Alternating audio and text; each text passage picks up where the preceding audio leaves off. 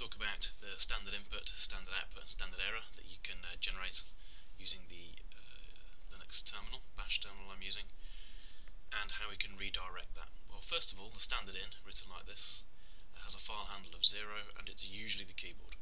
The standard out, written like this, has a file handle of 1 and it's usually the terminal, so when you execute a command you expect to see the output of that command go to the terminal. The standard error has file handle 2 and it by default goes to the terminal. Now you can redirect the input, say if you want to have a command process the contents of a file rather than what you type at the terminal, you can redirect the input using this redirection symbol here. Equivalently, you could just put a 0 there, okay, because 0 is input, and it understands this, that we're taking the file and putting it into the command, and we'll be showing you examples of this. Because it's done all the time, of course, they've dropped the need for that. Similarly, this is going to redirect the output, and again, because it's done all the time, you could equivalently put a 1 there, but it will send the output of a command to a file. Because it's something that's done time and time again, they've dropped the need for having a 1 there, and they just use this. However, if you want to direct just the output by itself, okay, you can change this to a 2, and that will then, if there's any errors in what you're generating, it will send just the error to a file. If you want to do both that output and the error to a file, then you can use this here. So you've got the options you can do just the output, or you can just drop the 1, just the error, or both. The next thing that's commonly used is the append. Now, if the files don't exist when you're creating them as output, they will be created, okay? And if you run the same command again, they will be destroyed and then recreated. You might not want to do that. You might want to append the next run to the file. If you want to do that, you need to use these double inequality, I suppose, symbols here. Okay. The next thing we're looking at, and we will do examples of all of these, is a pipe, which basically sends the output of one command to the input of another. There's some very nice examples with that, very useful. Xargs is particularly used in conjunction with the pipe, can be very powerful. And if you imagine when you run a pipe, it outputs some outputs and it puts it into the other command, and that output will be effectively one whole thing that goes straight into the other command. Xargs will break that output down. By default, it's delimited by space, so anything that comes across from the one command to the next, it will chop it up wherever the spaces are and input them into whatever command you've got next, one by one. So you'll and run each one. So it's quite useful, and it's probably best understood by way of example. The bit bucket is a way you can just send any output that you really don't want. You can just lose it effectively in the bit bucket. It's just a null device that swallows output. The backticks is very useful. It allows you to expand a command before it's run with the rest of the command. It's probably going to be easier to explain that by way of example. Similarly, for sending the output of multiple commands, either to a file or to the screen, you can use brackets or braces, and they're subtly different in the way that they work. The brackets effectively open a new subshell, the braces don't, they do it all in one place. Okay, so that's the idea, so let's have a look at some examples. First of all, let's have a look at using redirecting the input. So let's have a look at what I've got in my directory. Let's say if I do wc minus l, which is going to basically be a word count, but told specifically to just count the lines rather than the whole breakdown of what's there. And we're going to do that on, let's try story.txt. So it redirects the contents of story to that command. So I can read like that, and it tells me there's 18 lines there. If I wanted to do that, if we just execute, I could also equivalently just put a 0 there. It'll do the same thing, no different. Okay, it's just that it's a bit more efficient to drop the 0 if you're going to use it multiple times. So it's wc minus l. Let's try running that without this, and then you can see if I go 1, effectively I've got 2 lines there, 2 new lines, and it's counting the number of new lines when you run this command. When I do Control D, it outputs 2. You see the 2 come out at the bottom. There I had to input at the terminal. This is obviously more often than not, actually, for this particular command, you're probably going to count the contents of a file. So more often than not, you'll probably be using the word count -L to count the lines of an actual file. So that's some redirection of the input. Let's try some for the output. Let's say I was going to put the contents of my directory into a files.txt file, and all that's going to do is output everything that's in the directory, list the directory, and send it to the file. So let's do that now. If we do cat file.txt, you'll see you've got the contents of everything in that directory in file.txt. Okay. Alright, so let's say I don't want to, if I do that again, and let's say I change it to be, I want a bit more detail, I'm going to do as-al, alright, then I can hit that again and it will destroy that file and create a new one for me. So if I do that now, and then I do a cat file.txt, okay, you can see you've got the same information, same files, but you've got a lot more information because of the al command. So moving on from that, what about if I want to maybe, I'll run that, I want to get all the details, so I'll do that again. But this time I also want to find out, well, let's say I do it the way around. Let's say I'm going to say, well, what directory am I actually in? And I send that to file.txt. Okay, if I cat file.txt now, you can see I've got that's the directory I'm actually in. And then I say, well, I want to know all the details about those files, so let's do as-al, but this time, we'll bring that over, we're going to do 2 of those, file.txt, it should append the contents, listings of the files to the end of that file. So now when I do cat file.txt, and we look at it from the top, you can see in the file we've got the directory we're in, and then the listing from ls-al, it's not destroyed the file. Okay, so let's say I want to work with standard error now. I think we've covered standard output, standard inputs. We're going to have a little bit of a look at standard error. In a very basic way, let's say I catalog a file that doesn't exist. So I'll do te.txt. It should create an error. Say I don't want to actually view that error, I can send it to an error log or something like that. Error.log. Okay. And there we go, it's going to go now. If I cat error log, rather than printing the error to the screen, that error that would have come up because this file does not exist has now gone to that shell. And you can do it, I mean, let's say this is a slightly more complicated command that had some errors and some parts of it worked, which could feasibly happen. Okay, and I'll therefore want to send the output to the output.txt and the errors to the error. So if I do that now, well, if I cat output, then it might be the case that it's got nothing in it. If I cat the error.log,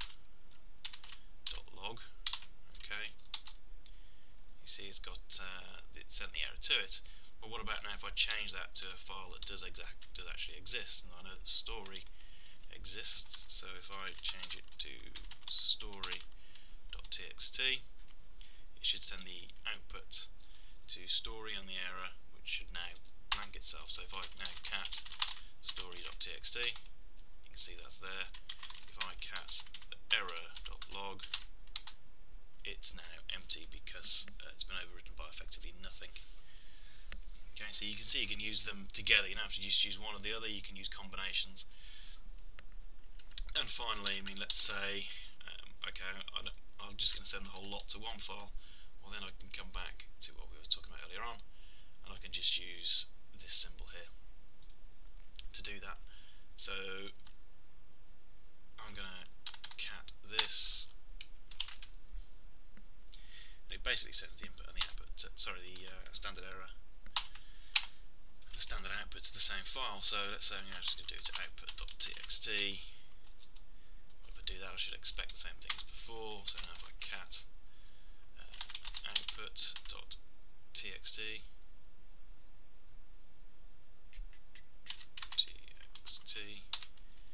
I should get the list there. But if I cat the error.log, there should be blank. Let's try and do it for something that's not there now.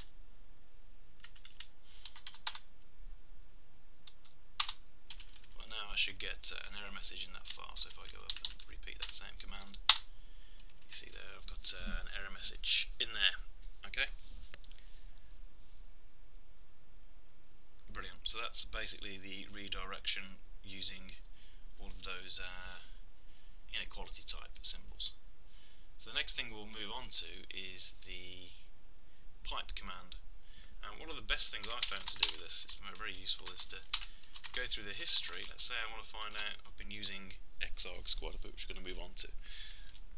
I'm going to turn the history, well, if I just run history by itself, it will give me all the commands that I've been running for a long time. It goes back, I'm not quite sure how far it does go back, I should find out at some point, but it gives a big listing of commands. Let's say I'm going to pipe the history through grep xargs, and you can see that I've basically got all the commands that use xargs.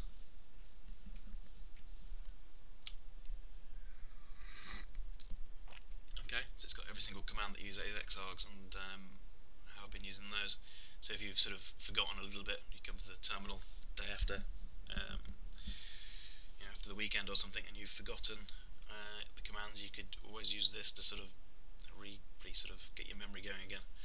Okay, so let's talk. That's basically pipes. I mean, you can send the output from one command to another. There's a few good examples we're going to use now with xargs, but the basics of pipes is there. So I want to sort of do this in a little bit more complicated way now. I want to start talking about xargs. And let's say first of all I'm going to, if I do this command here, if I do find, and this is going to search through the directory, my current directory, which is by default with find, star.h, and I'm going to pipe that through cat -n and see what I get. I get 1, 2, and I get the two files. It doesn't catalogue the files. What it effectively does is it just takes the input to cat to be the output of this and says I'm just going to list it back again. But what I might want to do is to catalogue each file individually. Okay, and that's where xargs is very, very powerful. So I can come up now, and all I've got to do is just place, get this right, hopefully I do, yeah, it's just place xargs here, and you can see I was doing it before yesterday. I had a quick look there. Oh yeah, that's how I used to do it. Okay, so now it's going to break down the output there to be file 1, file 2, and catalogue each one. You can see there you get the whole list of both files. It's put them all together in one big listing, but that's fine. For 1 and 2. So xargs is now broken down the input delimited by space, so it'll or a space or a new line by default. So it's seen a new line, it said okay, well that's one input into cat, I'll do that. There's another new line for the second one, that's another input into cat, I'll do that, and you get the two lines listed together. So that's quite a powerful idea, and quite useful really. So if we experiment with xargs a little bit and run it by itself, it gives us a bit of an idea how it works. Okay. So if you don't specify a command with xargs, it's going to take the input to be from the terminal, and the output will be basically run the command through echo. So it'll just repeat what you've input. That's the default of how xargs work. So if I do hello there you, and I put a new line, and then I get xargs, Control D will tell okay now do that with xargs. It'll just repeat it to the screen. You can change the, and one thing that I can imagine would be, I've never used it, but I can well imagine would be useful would be to change how you delimit. So now I'm telling it to, rather than just use space as it's done there, space or new line, I'm telling it to now look for comma to understand the differences between the inputs. So if I do that now, and I'll go hello, comma, there, comma, you, comma, hit return. Oops, return won't do it. Sorry, let's try that again. I go there, I'll go hello, comma, there, comma, you, comma, I do Control D. Okay, you can see the output, hello there, you, it's the same really, apart from it's used a comma now. Alright, to delimit the input rather than the output. I expect I can get it to get rid of that hello to put on a new line if I begin with comma, hello there, you, comma, keep doing that, Control D. Yeah, it's now put it on a new line. Okay, good. And so we've looked at some of the ways we can use Xargs and basically how it works. Trying to think about anything else that would be useful with this. Actually, one key thing is the null characters is very useful with this. So if we do ls*.c, okay, it's going to have a problem with a file like this. So let's say I want to do something to all these C files I've got here. Now, because Unix allows us to have spaces between the files when we specify file names, it's going to have a problem with this file here. So what you can do, and if I'm going to go through my history pipe, so you can very easily, I can very easily look up the command I was using the other day, xargs. What you can do is you can, so if I do this fine like this here, and I can, a little trick to learn is you can do 1, 4, 7, 9 to repeat that one. It's going to, and we'll do it with and without, we'll do it with first so it works. It's basically going to say I want to separate all the file names with a null character. So all the outputs from this will be separated with a null character rather than a space. And the problem is, of course, if it separates with the space, then when it passes it to xargs, well, that's separated by the space, that's separated with the space, or a new line, doesn't really matter, but xargs will have a problem because it's using by default space or new line, so it's going to chop up this file. So it's going to, this here says print the names, separate the output with a null character. Okay. Then xargs has been set with a -0 to look for a null character. So this should now work no problem if we do this command here, and we'll see what happens if you don't. So now, yeah, there you go. You can see you've got, it's basically gone through and listed each file. You can, if you want, I'll just cat one of those files so you can see that it's present in there. If I cat, let's have a look at this star.c. Yeah, so there you go. There's ones in there at the end, isn't it? Looks to me. Okay, and the other ones will be there too. So let's see what happens if I try to do the same command now, and hopefully, like, yeah, it's expanded it as well, so that's useful.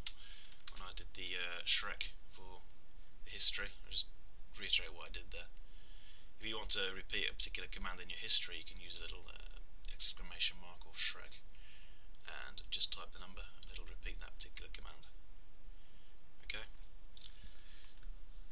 Alright, so that was that command. What's going to happen then if I, well, it should cause a problem if I take these options off. It should have a few error messages before it actually does what you want it to do.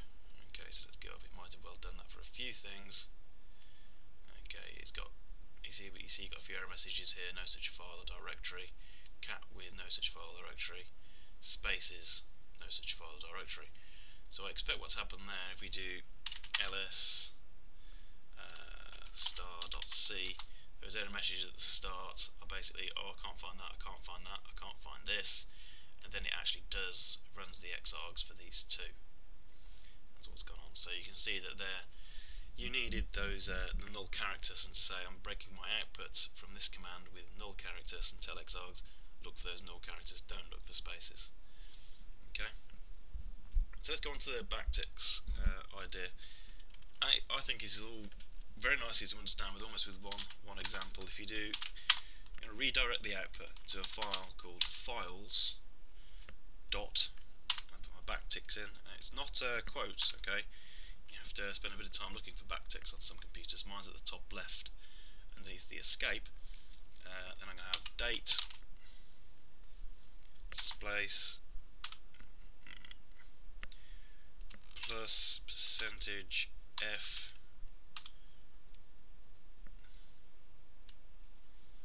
and that's going to tell me expand the date first. So I'm going to hit the return. It should do a directory listing and send it to this file. Now the advantage is it's going to do this command first, which is effectively, and I'll show you how the date works in just a second, which is effectively means I'm going to find out today's date. I'm going to do that first, and then I'm going to put it with this file here, and then ls will send the output to it. So if I hit return now, ls, you should see a file with today's date, which is 25th, isn't it? Lost track. 26th today, so if I look around I should see a 26th file in there somewhere.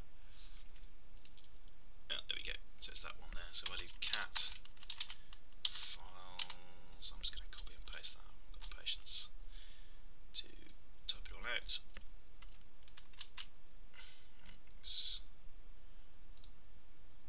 Copy, cat, paste, and there we go. Alright, so the date command is pretty simple. It just gives you today's date. That option that I used above just picks out a particular part of it, and you can always man for more information, but basically it's just picking out the year part, or sorry, no, the day and not the year part. It's specifying it in a certain format. You can always man this if you feel so inclined. But it just gives you the year, month, day, like that. Okay, so it's very straightforward. I think that that one example does demonstrate how backticks work pretty well. You can say that it's expanded this first, so backticks, it does the backticks part first, then runs the rest of the command. So it's telling the shell, do this first, then do the rest. That's how backticks works. Now finally, we've talked about backticks, we've spoken about, where am I? I'll go there. Ooh, we haven't talked about the bit buckets, we could come back to that. So the bit bucket is basically a way of suppressing, let's say, actually, what would be a good example here would be if we go back to this. Let's say, okay, I don't actually care about the errors that have been made by this, so just send them to the dev/null. Alright, so I don't care about the errors. Just do it for the files you can find. If it's a problem, I don't care too much. Alright, that should stop the error messages we had at the start. There you go. Okay, all the error messages are gone. If I now go up to that and basically get rid of that again, what you should see is a bunch of error messages at the start before it actually does the thing that you want. So here, no such file directory, all those error messages I got rid of because I said, okay, I don't care if you can't find a particular file, just give me the ones that you can. And sometimes that might be the way you want to run things, sometimes it might not. Okay, good. So you can see how the dev null works there. Alright, you could do the other way around actually. It would be probably useful to say. You could also say, well actually I don't care about the output, I want to see what's going wrong.